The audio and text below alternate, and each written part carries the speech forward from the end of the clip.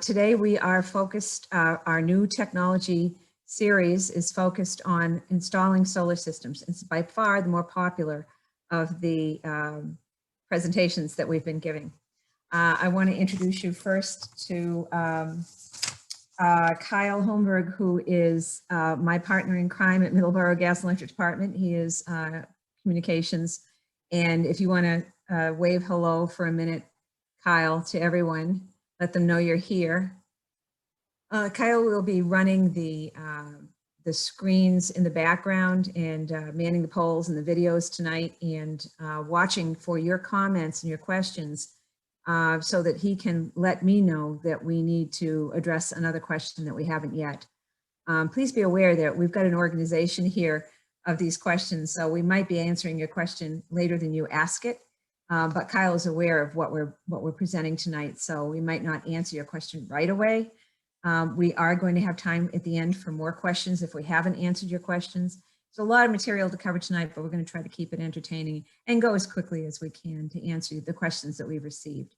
When we started offering this particular session, we asked people to comment with their question, what their number one questions were. So we've been able to answer most of those questions presented to us already online in this presentation. So I hope we get your questions answered, and feel free to put a comment in the chat box.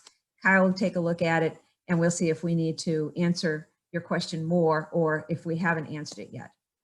Thank you for that. And again, we are being recorded, so please be aware of that as well. So let us go boldly where we have gone before at Middleborough Gas and Electric Department. Here we go. So we want you to know that we have heard from our customers who have installed solar systems. We surveyed them, and we asked them some very specific questions about their experience owning and operating a solar system. But we've also located at least one poll that we could find of customers who already experienced installing solar systems. We're going to include that survey and some of those details as well, but it was a survey from 2017, so it's just a little dated, but at least it gives us something to go on here. We want to know, or most people want to know, what it is. What is the main reason for your wanting to install a solar electric system? And it's obvious from this survey that kind of goes hand in hand. Do you want to lower electricity or energy bill, and you also want to produce renewable energy? So again, that was a 2017 survey of solar customers at that time. I believe we have the next slide, Kyle, has the answers of our own survey. There we go. And again, pretty evenly split, wanting a lower electricity costs and to be using clean energy, essentially. We got about a dozen customers to answer this question, and for your knowledge and for everybody's frame of reference, we have over 70 customers right now that are operating solar electric systems. So on the next slide,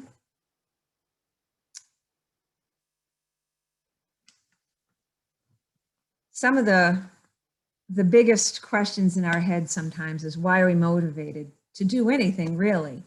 But in this case, someone brought up to me that, oh, it's the reason that we went to the moon is the reason we want to use this new technology, because it's in our nature. As Neil Armstrong put it, it's in our nature of being human. We want to face challenges. We have a deep inner soul, and we just need to do this kind of thing. But to that, I'm going to answer, it's a lot more practical than that. Our customers have told us over and over again that the very simple reason they're motivated to install a solar system. And that's on the next slide. It's really more like why you buy a car. It's not rocket science. It's more like, for instance, why do you buy a car? You want to get somewhere, so there's a basic function. And the basic function of a solar system is to produce energy that you want to use, electricity in particular. When you buy a car, you basically want to go where you want to go, when you want to go, and that's about being independent. And we have many of our customers have expressed a desire to produce their own electricity. And it is about an independence, you know, or a need to have a supply of energy that you want when you want it.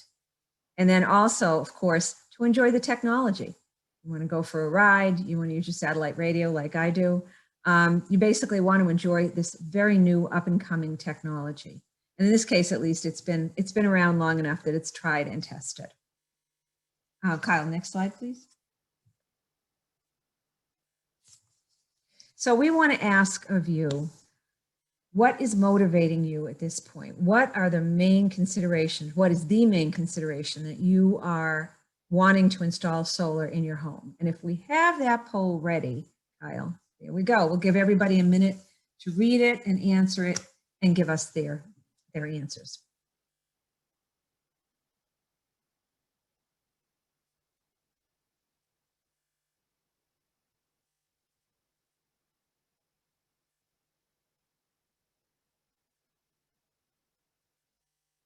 Remember, this is the biggest reason for you to install a solar system.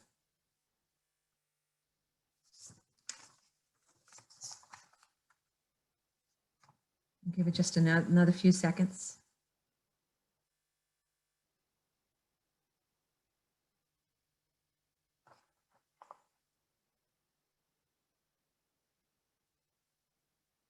Okay, the big reveal. Most are saying on this, visiting us tonight, using clean energy matters most to me, 75%. Now that is definitely impressive. Usually we see a little bit more of a split between that and I want to lower my electric costs. And that's good to know. That's going to guide us in this discussion tonight.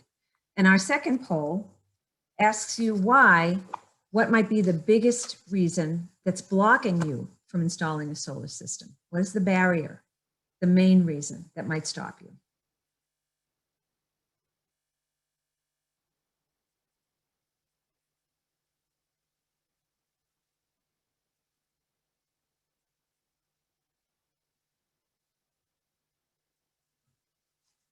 We'll give you a few minutes for that.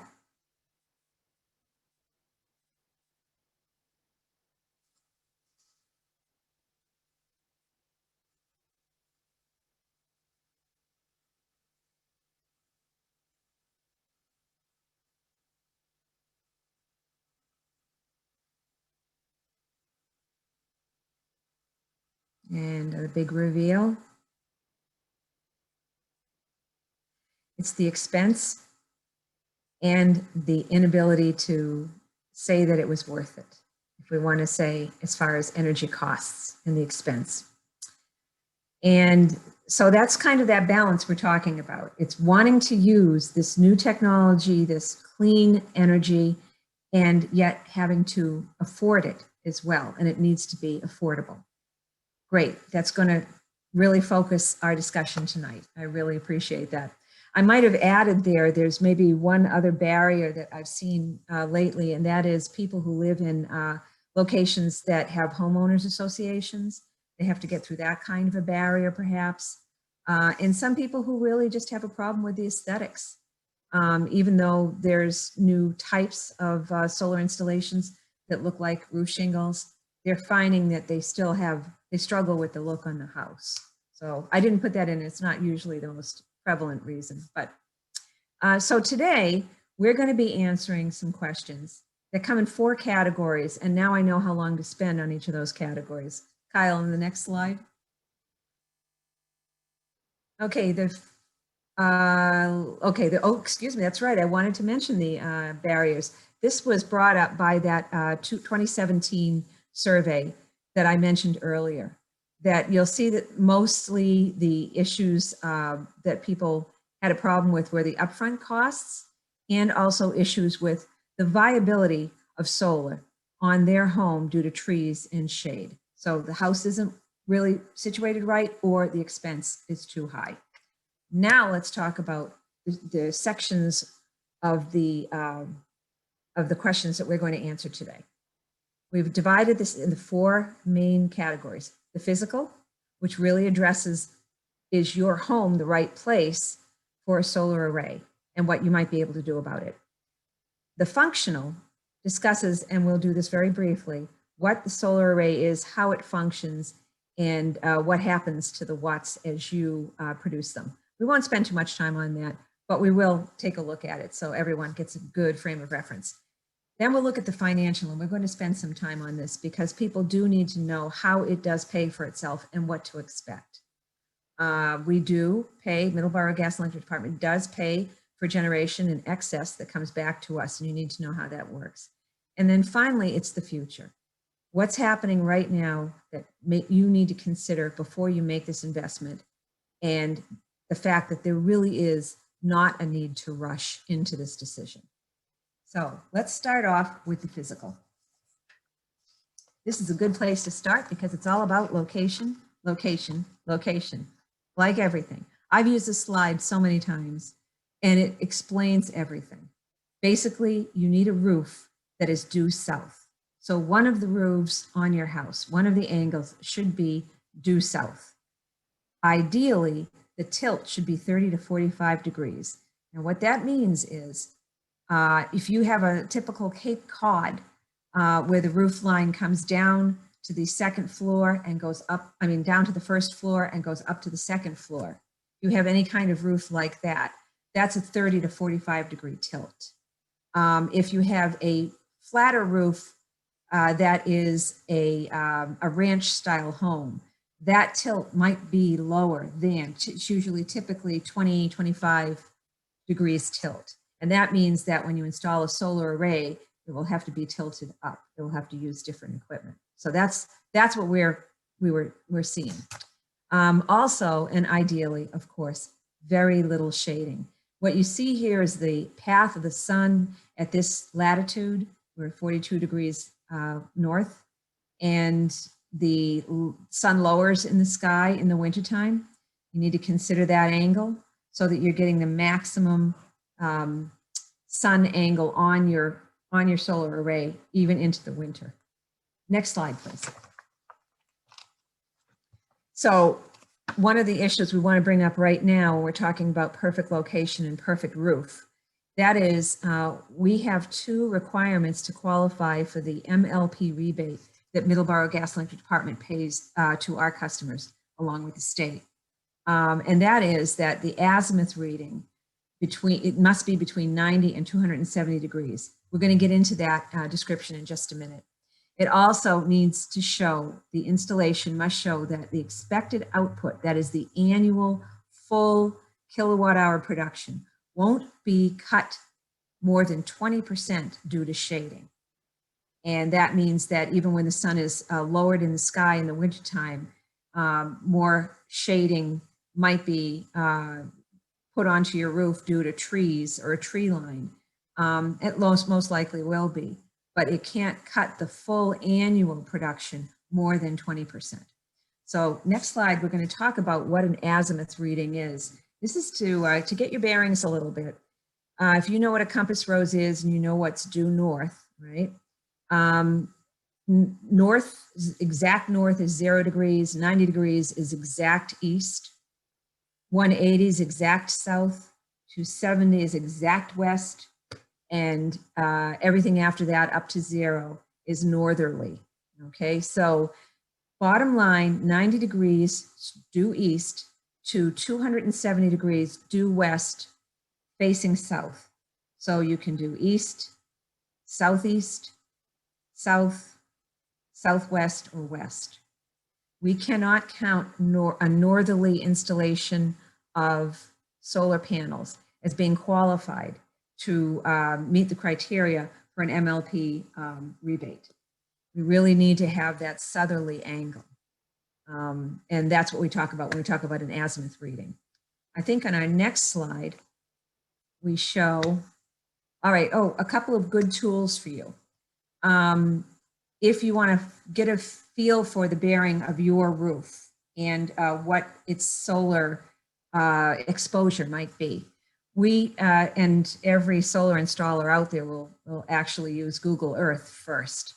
I'm almost willing to bet everyone here has at least one time Googled their own address and then hit Google Earth to see what it looks like. Kyle, do we have the ability to show everybody what Google Earth looks like? We're going to give this a shot and we'll see if it works for us. We're starting with the earth. That's good. We're going to put in an address. In our case, we're putting in Middleborough Gas and Electric Department at 32 South Main Street. That's our office, the Philander Washburn House on South Main Street in Middleborough. Amazing little program. The fact that it's 3D right now is just stunning. So everyone might right away recognize the, yes, there we are. It might recognize that beautiful Memorial Park, Veterans Park. But what we're seeing here, I think we're looking now from the east to the west. Oh no, excuse me, east. East is toward the parking lot. And south is toward the back of the house. Yes, as a matter of fact, our front, I don't know if we have the ability on this device to actually change it to true north, but at any rate, I can tell you that the windows that you see there on the front of that house facing Main Street are north. Everything else, let's see, so where the little pinprick there is south. There we go, we're turning it around. Thank you very much, Kyle. That works really well. You're welcome, and this should be true north now. Okay, very good. Awesome. So if you can see this due to all the tree covering there, you can see that most of the exposed roof faces north or northerly on our house. And while we've got great sun coverage, or it looks like it right there, it actually gets quite a bit of shade from the trees that you can see all around it. And right now, this is probably high noon that this was taken. We're seeing shading on the back porch. We're seeing shading on the southerly portion, the southwest portion of the roofing. And the northeast portion is exposed well, but unfortunately that's northerly. So it's not necessarily the best location for a solar array. So that's one of the tools that you can use. And you can also have a lot of fun with it, I can tell you. We have another tool that we're not going to demonstrate because it gets into the weeds a little bit, but it's a tool that is used by so many solar installers called PV Watts. It was developed by the government. And basically, this is a little bit of a representation here. You go to PV Watts and you can input things like the size of the array you think you're going to need, different parameters. They have baselines there, and you definitely start off with your own address. All that does is locate your house on the earth. That's latitude, longitude. So it knows what to expect from the sun angle. It's not going to focus on your roof necessarily. You're going to have to know a lot more about your roof and the shading around it in order to get the best information out of this, this particular tool.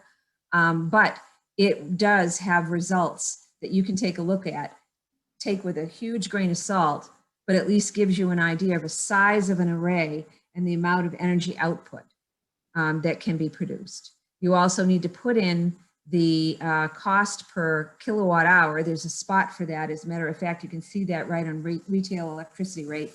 And for us, you want to put in about 14 to 15 cents per kilowatt hour. And that's going to make the value show a little bit better. But it also shows, as far as solar radiation goes, how it drops off in the fall and winter months, and how it picks up and obviously peaks in July, June and July, May, June and July. Those are our highest months.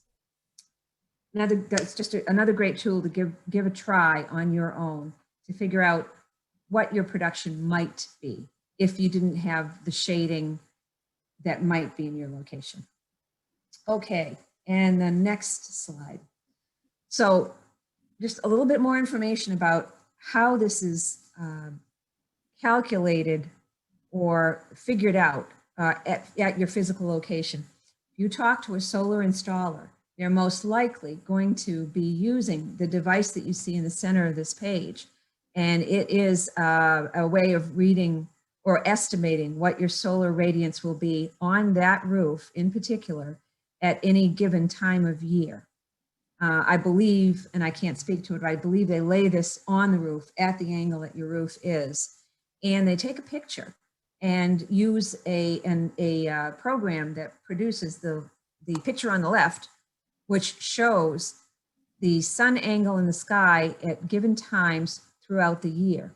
What you can see from this picture is obviously there's a surround of trees. I can't say how far away that is from that particular house, but obviously as the sun drops in the sky in the colder months, it starts to shade the panels that would be there. The panels are represented by that crosshatch and gives you an idea of how much exposure there is for each of those panels in the year. And in this case, you can see the report on the top. It shows the azimuth reading, that is the angle this particular roof is facing, and the solar axis, which it shows here, is 80% for the annual usage, for the annual production, excuse me. So a very useful tool, and a solar installer is going to want to and must to produce this kind of a report in order to qualify your solar array or potential solar installation for any kind of rebating purpose. So next up. Aha, that's right, danger. Well, Robinson, danger. We wanted to give you a quick warning while we're at this section right now, and that is that we're seeing a lot more activity of people just coming out of the woodwork and offering solar installations in our region, in our area. I myself got a knock on the door the other day. It was pretty surprising. Someone wanted to make an appointment for me. They actually showed up at my door and saying, we want to make an appointment for you for our solar installer. We're going to be in the area. Maybe you've heard of this, or you're getting a call or a lot of offers online. And most solar installers in our area are above board, honest, and know what they're doing. But we have found that there have been some unknowns actually that have been coming out recently and making some bogus claims. The claim that I got was that because my roof is perfectly situated, southerly roof, that I may have to put solar on the roof, or the state is going to penalize me by charging me some kind of higher tax that's being considered right now at the state level. And that's just not true.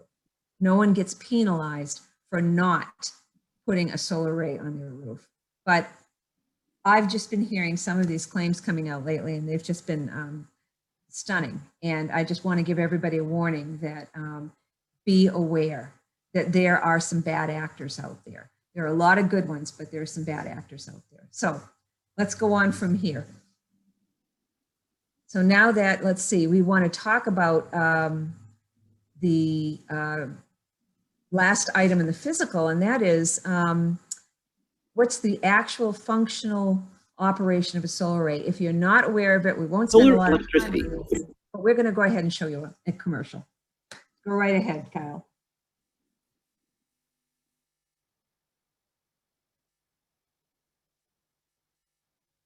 Sorry about that, Sandy. It started all on its own.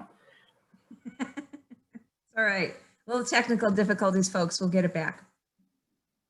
The keystone technology to a solar-powered life. Solar panels go up on your roof or in your yard and connect directly with your home's electrical system. When the sun's out, the solar panels generate electricity, which flows into your home. The solar power flows in real time to any electric loads you have: fridge, computers, washing machine. If you produce more power than you need, the solar energy exports out to the utility grid and supplies your neighbors with clean power. The cool part here is that you earn credits for all the exported power under a program called net metering. At the end of each month, the electric utility compares how much power you exported to the grid versus how much you imported from the grid, and you'll either bank solar credits or pay for the power you used accordingly. Since your solar panels are still connected to the grid, You have backup power at night or during periods of rain or snow. Any power you use at these times deducts from your bank of solar credits if you have any. Solar panels are incredibly reliable, with no moving parts and expected lifespans of up to 40 years. Their reliability, combined with the impressive solar resource of northern New England, means they offer a return on investment that beats the stock market in many cases. Every time electric rates go up, your solar panels save you even more money. Get in touch with Revision Energy to talk more about enjoying the sun inside your home, or check out our next video on how heat pumps combine with solar for the ultimate savings. All right. Well, let's shut down Revision Energy and let everyone know immediately that we do not endorse anyone, including Revision Energy. But what we did is found one of the easiest and smallest quickest commercials to explain the simplicity of solar installation. And that is that it does go through an inverter. The solar produces DC electric power, it goes through an inverter, converts to AC, and now powers everything within your home. What then happens is that any excess that is produced while it's operating comes back out through our meter and does go into the distribution system. And it's where it is used, right in the area generally. Also, I want to say right now, we can't make any claim about what the value of this or whether or not it's going to beat the stock market. We can't claim that at all. And we're not selling that either.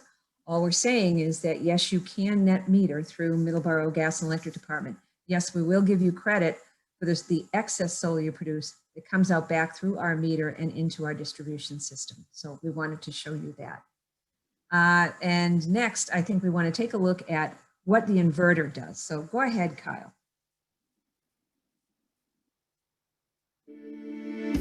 Understanding solar inverters. An inverter is one of the most important parts of a solar panel system. It converts the direct current electricity your solar panels generate into alternating current electricity that your home can use.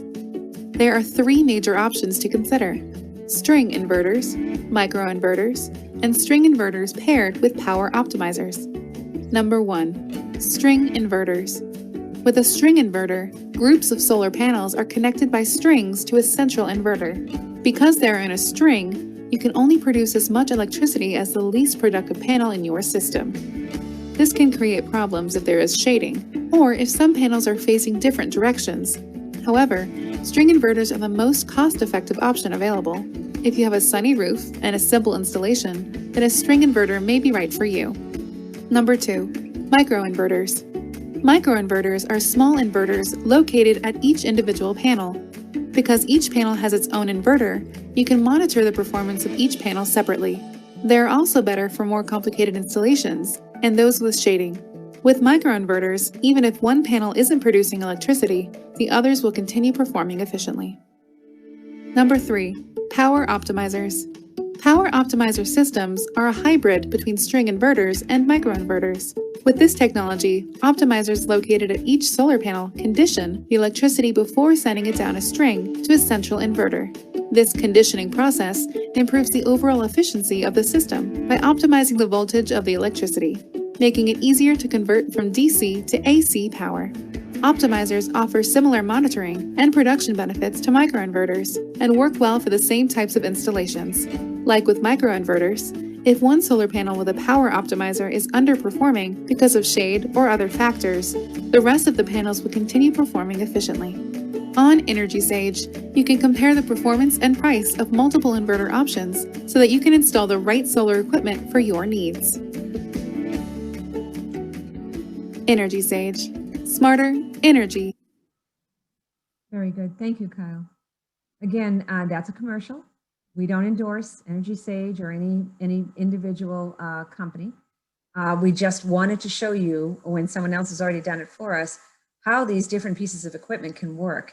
And in particular, in that case, we wanted to show you, like a car, you'll have some options to consider for the best performance, and that can add to the upfront cost as well, but it might be better for the system performance. So Middleborough Gas and Electric Department, and I need to say this here right now, does not specify in any way what happens with your solar array other than it meets very specific safety standards.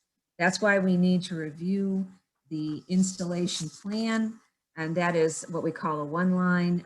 Your installer will give to us so that we can say, yes, this will work and it will work safely, and therefore can interact with our distribution system through the meter. So we just wanted to share there a little bit about the functionality of how these systems work. I don't know, Kyle, if you're seeing any comments or any other questions about the functionality of a solar system right now. Nope, no questions yet. Okay. And we want to mention here also that we're talking about solar arrays that essentially have been on people's roofs, and that is definitely the most common kind. But we also have ground-mounted solar arrays. We have tracker solar arrays in our service territory. Those happen to have been the best locations as far as getting the solar radiance. It wasn't on the roof. There were less trees in a particular field. It was better to put it there. We also have a customer with solar shingles installed and another one on the way. And that's a different type of solar installation now, in that it looks very much, or meant to look very much, like a regular shingles roof. And that does work. And we have customers that have started this 10 years ago, and they're all still functioning. So if we go right to the next slide, I think we have another warning. I could be wrong. Oh, nope, we want to talk just for a minute about maintenance. That's right. We asked our customers, our solar customers, if they had to do anything in particular to maintain the system, and most basically said nothing so far. It's working as expected and didn't seem to need anything. We had one issue with replacing little piece, one of the microinverters, I believe, and they said it just wasn't worth trying to replace that right now. And also one that felt they needed to clean the system or have it cleaned. But other than that, everyone just seems to set it and forget it. It seems to work very well. So now I think we do have an issue or a warning. Some people are being told, as in one of those last commercials, that somehow you can use your solar power when there's an outage. Or for instance, at night. That was a little bit of a tricky thing there when someone was saying you're using your solar power at night. You're not using your solar power at night. It's not being produced unless you have a battery system installed, like a battery wall. Some people will do that when they want to have something that they consider backup generation. And that's more and more that's being offered today, that you can connect your solar array to a battery system. What happens at that point is the solar array feeds the battery system and then goes out through the meter. So it can be isolated. And if it can be isolated, then it's fine. You can use the power that's being generated from the solar system and collected into the battery. Otherwise, without a battery system, and even with a battery system, there's a shutoff between your solar system and our meter, because of the way that these systems are designed to backfeed into our meter and out onto the distribution system. That also means that they'll backfeed in the event that we have an outage. They could be backfeeding. In order to stop that, we have a system in place that must be installed when your solar system is installed. It's part of your system. It's an automatic shutoff. And that is absolutely required so that our crews aren't in danger when they're out on the lines working during an outage situation. So please be aware that if you're being told that your solar array will provide you power during a power outage, it's not true unless you have a battery backup system, a battery wall. So let's go on from there. And Sandy, we just had a question in the chat. About? So this person said, how much is the average savings for going solar? Is it a typical threshold base on the monthly electric bill that is used to decide if it is worth going solar? What timing? Isn't that perfect? We are just about to talk about the money. So we're going to spend some time talking about this money, and we certainly can answer that question. We'll take it from there. So first of all, One of the greatest benefits that was brought up or actually chosen by those customers that were surveyed in 2017 as being the biggest benefit to owning a solar array was their reduced energy costs. Obviously, what this means is they're not buying as much power as they were, and maybe remarkably so. We wanted to share that because this is probably where the biggest benefit is. Let's go to the next slide. Our own survey. Okay, so basically, how does the payback work? Okay, and that's maybe answering the question that we just got.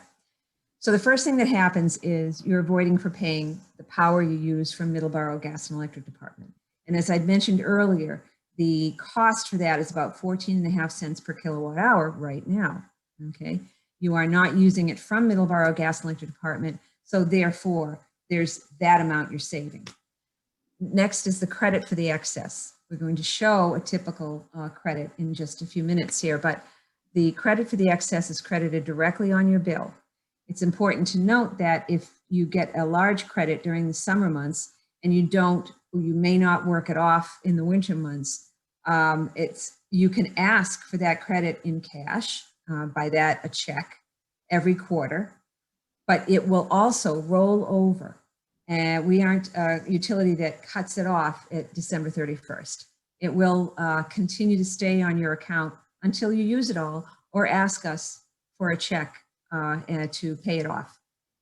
The MLP rebate is a rebate that Middleborough Gas and Electric Department participates in with the state of Massachusetts. It's a rebate that allows us to basically claim the renewable energy credits that your system produces when it produces renewable power. And it's a very generous rebate. It's upfront, and the total is $1.60 per watt. Now we'll talk about the math in just a little bit, but what that means is instead of, for instance, being a customer of an investor-owned utility, when you get an incentive to install solar from an investor-owned utility, it is paid out over 10 years on your bill, basically depending upon how many kilowatt hours you produce. You not only get the credit for the excess that you send back to the utility, but you also get your incentive, but it's paid out over 10 years and it depends on the production. Our rebate is totally dependent upon the size, which is an assumed production level, and it's paid upfront. So you don't have to wait for it, and it immediately works to your benefit to pay down the cost of your installation. So it's pretty generous. And you also will have the ability to take federal and state tax incentives on your tax returns. We'll talk more about that in just a minute. I think, as a matter of fact, that may be our next slide. Yep, this is about the investment tax credit that the owners of solar arrays can take advantage of. How the solar tax credit works. The investment tax credit, or ITC, will give you 30% of your solar costs back as a credit on your federal tax returns. You can think of this as a 30% discount on the cost of going solar. If you own your own solar panel system, you are eligible for the ITC. However, you aren't eligible if you lease your solar panels or if you signed a power purchase agreement. There's no cap on how much you can claim with the ITC, but because it's a credit and not a refund, you can't get more back in a single year than you owe in federal taxes. Instead, the remainder of your credit will roll over into the next year. Here's an example.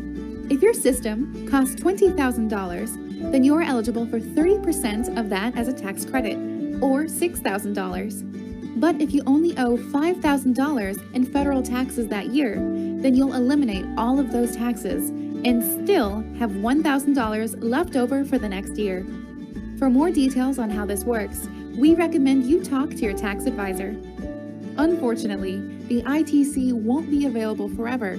It shrinks from 30% to 26% in 2020 and disappears altogether for homeowners in 2022. Take advantage of it today and start shopping for solar on Energy Sage. Energy Sage. smarter energy decisions. Okay, let's shut these guys down. All right, we're not talking about, again, we are not endorsing Energy Sage, but they do have a way with commercials. So we just wanted to show that pretty quickly. And obviously that's dated information because the tax incentive, it is 2021 and it's currently at 26%. But like they said, you should talk to your tax representative so that you understand how it's going to apply for you. But it is straight dollars that you're talking about as far as removing your tax liability. It's a tax credit. So here's the way the math works. What we are finding in our area, and again, this is our observation. It may be different for you as you go search for how you want to install an array at your home. But we are finding that the typical costs in the area are $3 to $4 per watt. Now, a typical or the highest size that can be installed in Middleborough Gas and Electric Department territory is 10 kW or 10,000 watts. So at maximum size, you might see a $30,000 to $40,000 cost. And all of this depends so much on roof space, the complications of installing on your roof, how much it might produce. All of these factors, the options you choose, are going to affect how much you're paying per kilowatt. So basically, you would take that expense, you would subtract, if it's qualified, you would subtract the, in this size, $12,000 MLP rebate, which is $1.60 $1.20 per watt, which comes out to $12,000 for 10 kW. And then also subtract any tax incentives that are there at the time that you have installed your array. And that is how that you're going to figure out what the bottom line cost of your solar array is. So that is just the upfront cost. Okay, Kyle, we need to go to the next slide, I think. There we go. Okay, so now what we want to understand is how do we apply a credit to your bill? This is a great little infographic that basically shows that your solar is produced on your roof. You are using what it produces in your home. And if it doesn't satisfy all of the need of the power in your home, you're getting power from your local electric company, and that would be us, through our meter. And that represents the gold arrow that's coming into the home. On the occasions, and generally in the middle of the day, and perhaps when not many people are home, you may be overproducing through your solar power, and that will export again through our meter and back out onto the distribution system and go directly to anyone else that's using power. And that results in a net returned, what we call net metering, net returned amount to Middleborough Gas and Electric Department, and that shows on your bill. And I think our next slide shows how that shows on your bill. Okay, so we have a sample bill credit here. This one on the left, sorry for the blurriness, but we made it as sharp as we could. And we produced this back in 2018 to give an idea to people how much they might see. In this instance, we show a usage on the bill. This is the amount that what we call in the utility business is delivered to the customer. If you look up above there, 446 kilowatt hours, and that's under our current residential rate 1. This customer also produced or overproduced from their solar array 351 kilowatt hours that were delivered to Middleborough Gas and Electric Department, right? I mean, excuse me, received by Middleborough Gas and Electric Department. And that is listed here as 1S on the service rate. We also have another listing, and it's the same meaning as 1G for generation. But you would see that on your bill, and then you'd come down to the electric charges. First thing you want to notice is a previous balance there of a negative, and that's a credit that was carried over from the previous bill. And the usage of 446 is carried through, showing all of the charges for that delivered power. And then finally, the renewable energy credit at the bottom of that list is a negative charge because it's a credit, resulting in total charges of $33.44. And because it was a balance forward of a credit that was still being rolled over, we ended up with a bill of $1.84. Now, in the summer months, it's not unusual for most of our solar customers to have negative bills. They'll have bills that have no amount of money due and certainly have a credit that will be rolled over to the next bill. Generally, people are using up the credit during the winter. But again, it depends on the angle of your array and the amount it produces versus what you're using within your home. We also show to the right a couple of examples of customers that had billing before their array was installed. We chose 3 months, and then billed after the array was installed. And generally, it's the summer months, May and June, that definitely result in the higher production. So when we say usage, we mean what you took from us. And when we show the billed amount, that includes the credit that came from the generation that was sent back to us. So one of the questions we get a lot at this point is, how long does it take to make up for the cost of installing the solar array after all of the rebate and tax incentive and all of that with the charges, the amount that you're left? We are seeing in our service area somewhere in the vicinity of 5 to 7 years of a break even. Now that's with today's rates and current usages. We're going to talk about how usage changes over time and also what might happen to rates that might affect this. So what is our next slide, Kyle? Okay, so the first thing we would say to anyone is if you want to bring down the cost of a solar array that you might install, that would be to cut back before you install it.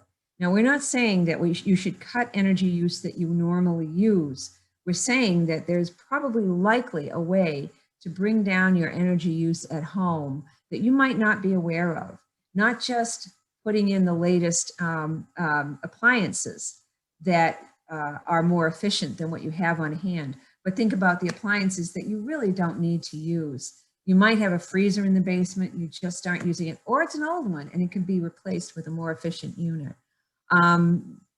We highly recommend getting a home energy audit if you haven't had one recently, and really taking a look at what you might want to do to make your home more efficient.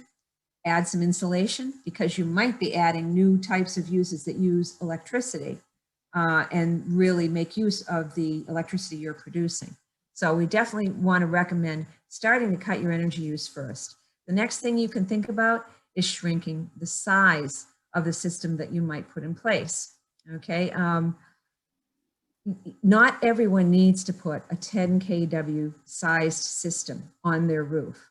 They might find that because of the energy use in their home, you can get away with something that's more along the lines of 5 to 7 kilowatts. And that would take care of most of the use in your home.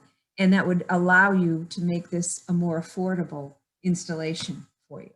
That definitely brings down the cost of a lot of the equipment as well, and some of the options that you're looking at. So definitely you don't need to consider maxing out the size. And then the third thing we talk about is putting it in the right place.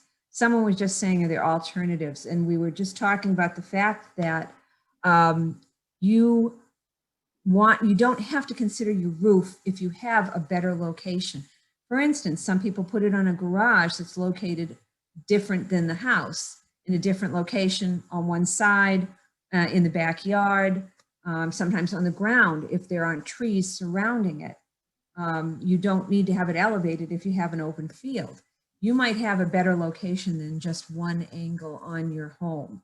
But that said, we need to say that it needs to be able to connect directly to your home's metering and your home's energy use. So that will be an expense to consider as well, but definitely consider putting it in the right place. And what do we got next, Kyle? Before we move on, we've just got a couple questions in the chat. Sure. The first one, I think we already went over this, but in case they missed it, it'd be nice to cover it again.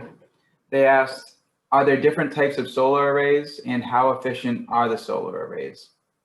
Right, and I know I've mentioned it, and I think we'll be mentioning it again too, but you have options. I'm going to say this right now, no two solar arrays are alike. If people are looking at roofs, no two houses are exactly alike. No two roof lines are exactly alike. And when you put solar on your roof, you know, if you have dormers, your dormers end up shading some of that solar array at certain times of day. Your chimney ends up shading it, right?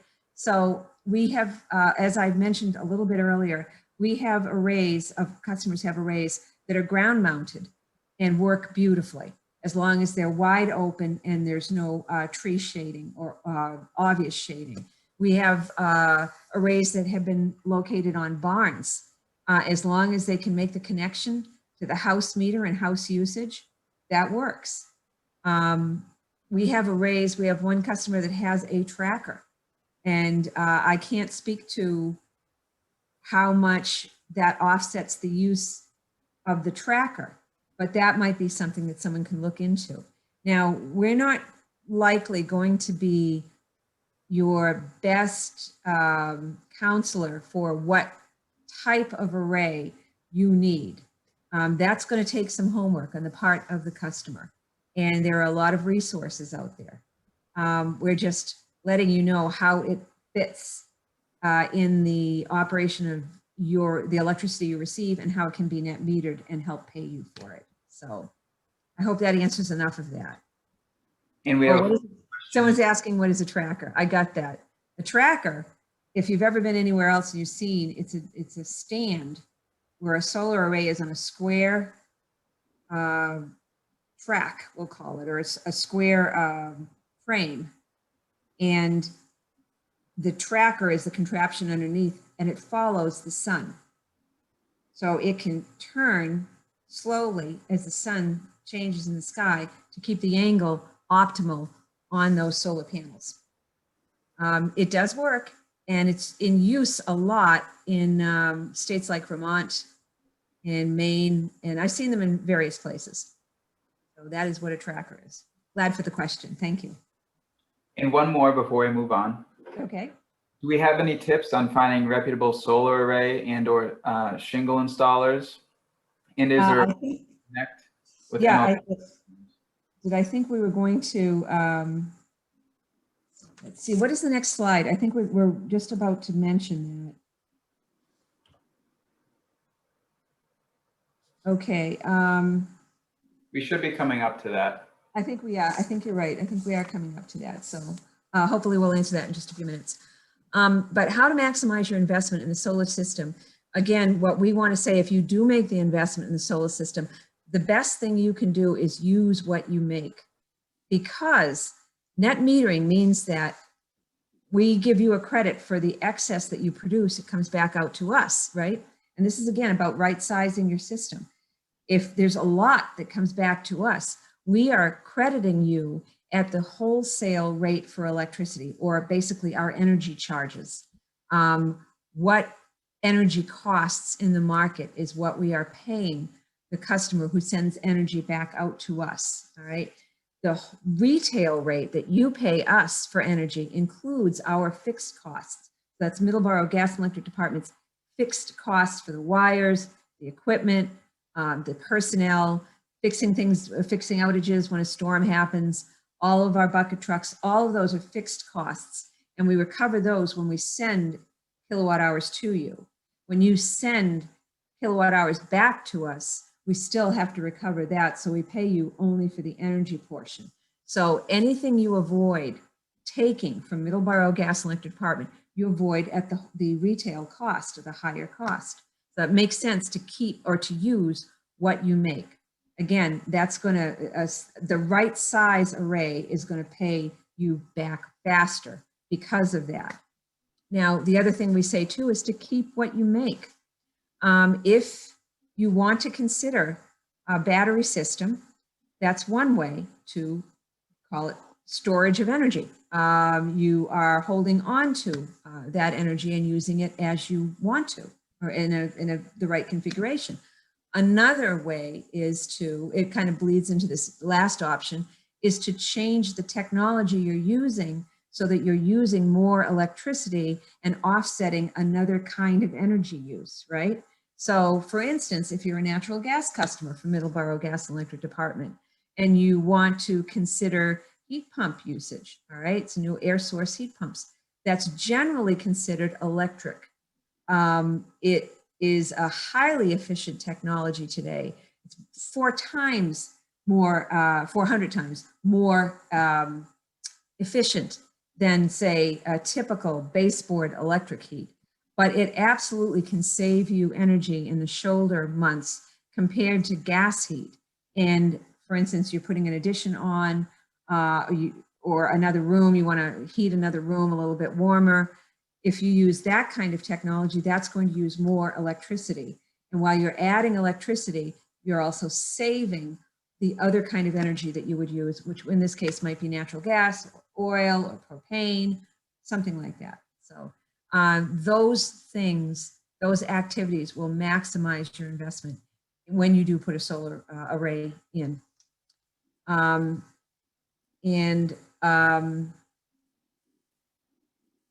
So I think we got, we got the credits. We're maximizing. That's good. What does our next slide tell us, I think? Oh, there we go. We knew this. I knew it was coming. I'm sorry, I couldn't remember it. How to find a solar company or an installer. Obviously, Middleborough Gas Electric Department is a public entity, and we are not recommending any installer over another installer, or saying that we would not serve any installer who is working with our customers. That we said first. We don't recommend or endorse anyone over another. We do keep a listing of the installers that have worked in our area and have successfully installed solar arrays for our customers in our area. And we have that guide to solar. It's right now posted on the website. It's just a little dated. I need to get another year's worth of solar installers added to that list. I intend to do that very shortly. And that is the very back of the guide, but you will find it under our mged.com/solar and go into the residential page, and you will find that guide. And in that guide, the last few pages in that guide will show you not only the solar installers that have worked in our territory, but in last pages include the state of Massachusetts in towns surrounding our territory. So hopefully that will get you started.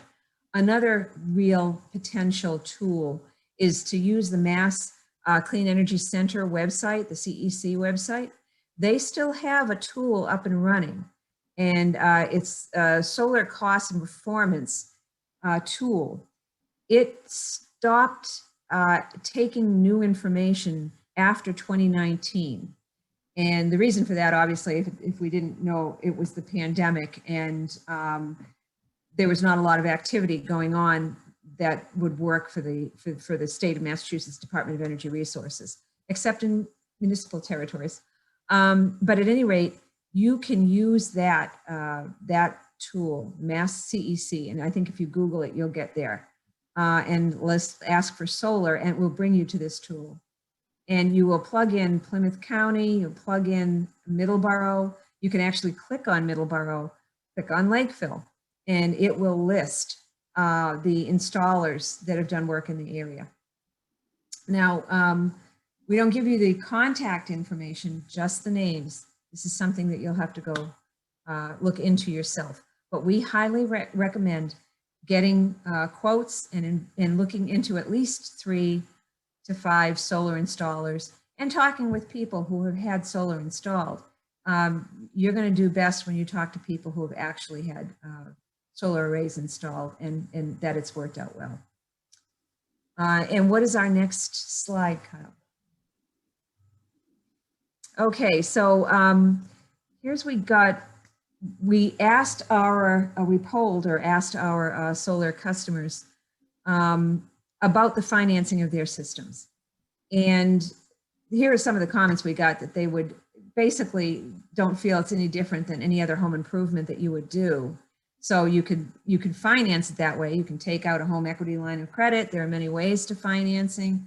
The company, in one case, one answer at least, did everything, including the financing. And if you've ever gone out and financed a car, you know the same thing happens. You go into the dealership, they certainly have the ability to finance the car for you. Sometimes they offer fantastic rates.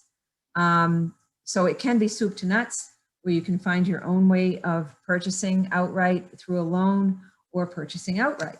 And we asked one more item in the comments. We got SRECs have been more generous than expected. Now, people understand SRECs, solar renewable energy credits, were a system of added incentive that was outside of your utility. That has changed in the last few years. Now, solar incentives are all done through Massachusetts utilities, including municipal utilities. As I mentioned earlier, investor-owned utilities put that incentive on your bill, and it's paid out over 10 years, right? Previously, it was a lot more generous, I think, and earlier adopters got a good payment that would come every 3 months.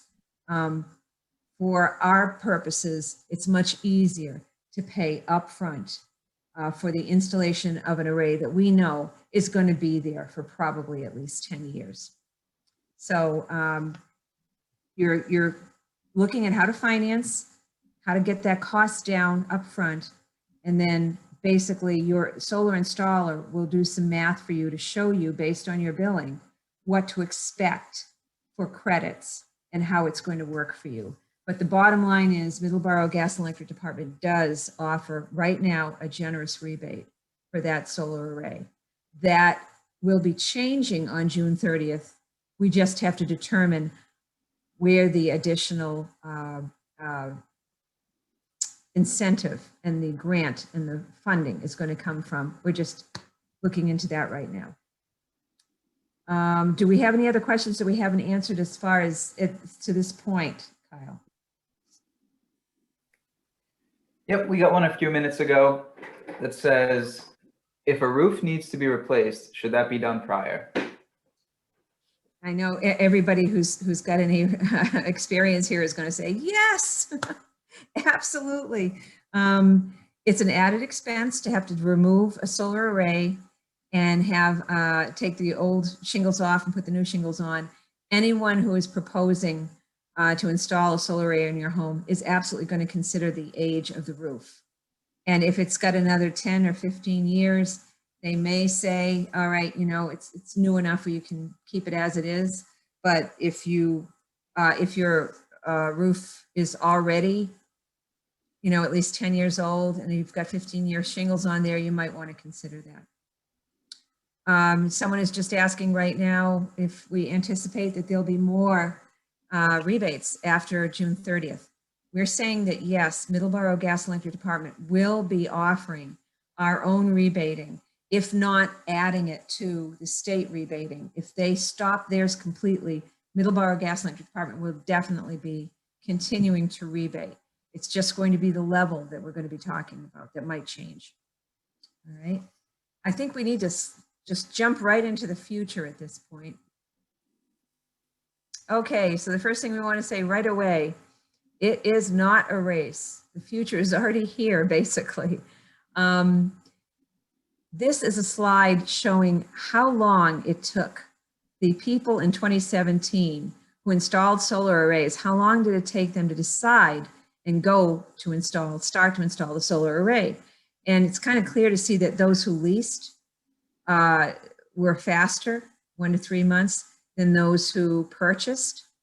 And I think that speaks to the level of technology and that it was evolving even more in 2017.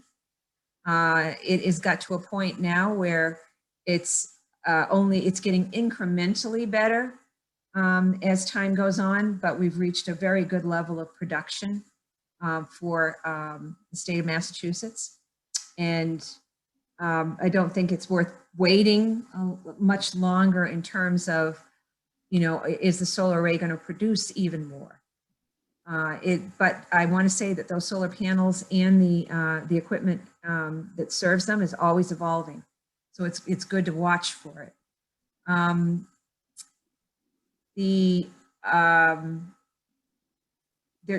I think the next slide we've got is basically what we're saying here is there's a lot that's unknown. We know that new programs are coming. We know that there's a new administration that is planning on some very generous, perhaps ambitious funding for incentives for new technology, for renewable technology in particular. So we know we're watching these. They're somewhere in the horizon. We just don't know what shape they're going to take. The current programs, as we mentioned, are timing out. There's a deadline end on June 30th for the full MLP solar rebate, but knowing absolutely nothing else, we know that Middleborough Gas and Electric Department is going to continue its half of that solar rebate. I don't know what kind of impact that might be on the proposals that solar installers will give to our customers. We don't know. We also know that the federal tax credit at the current level at 26% is scheduled to run through 2022 and then drop off again.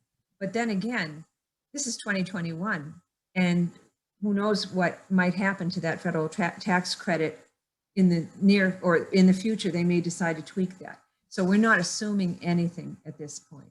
And we don't feel that people should be rushing into anything either. We don't know what we don't know.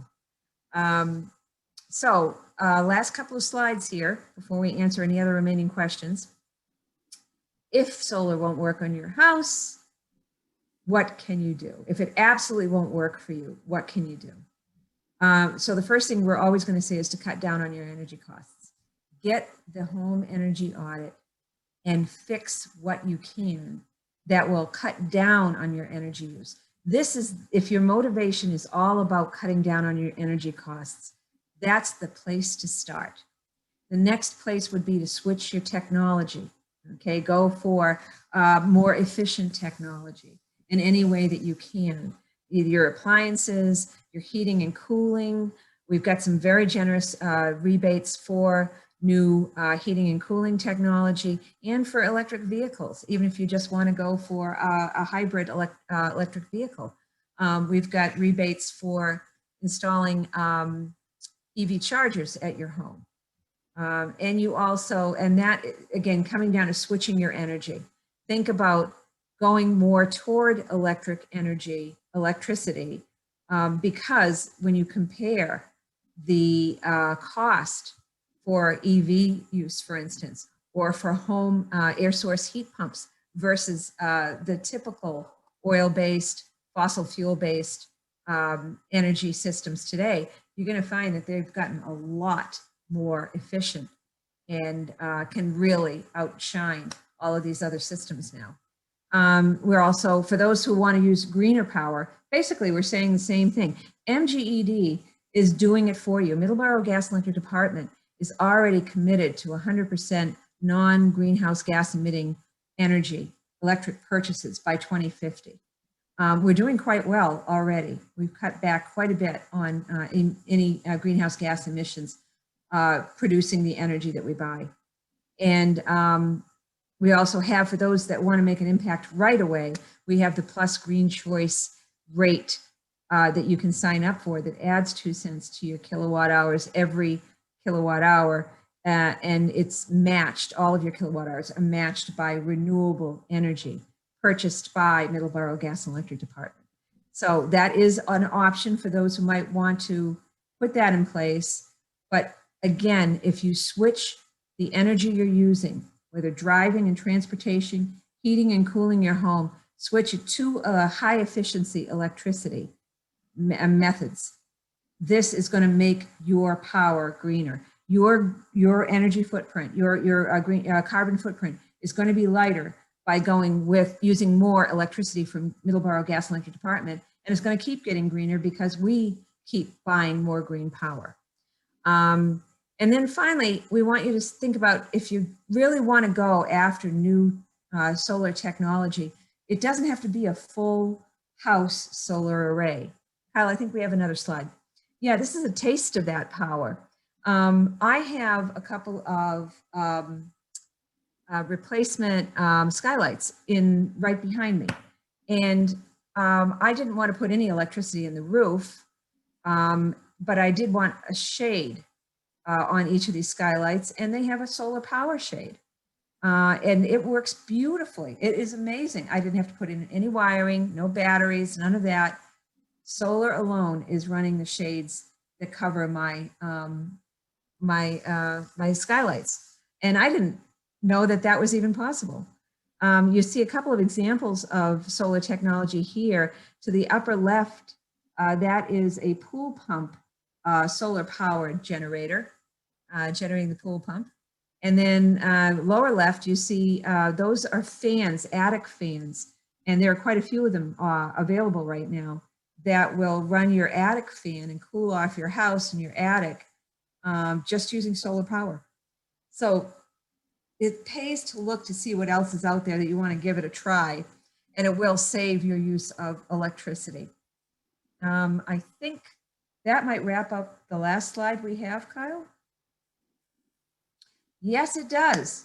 Okay, we can take a few more questions here, but we're going to keep this slide up, and it's going to stay at the end of our full video and provide everyone with the different links to everything we presented today. And Kyle, are there any questions out there that we haven't answered yet? Nope, no questions that I see, but I do want to remind everyone that we'll be sending an email tomorrow too with all the resources. So no need to, race to jot things down right now, because you will get an email tomorrow. Fantastic, that's good. We'll leave this up for just another minute and let everyone feel free to, if you want to reach out to us right now. Otherwise, we'll be signing off in about 1 minute, and I'm really grateful for everyone who attended today. You can always call us. You can talk to Kyle or myself, and we'll be glad to share whatever we can for the resources and ways to find a solar installer that you can begin your discussion with.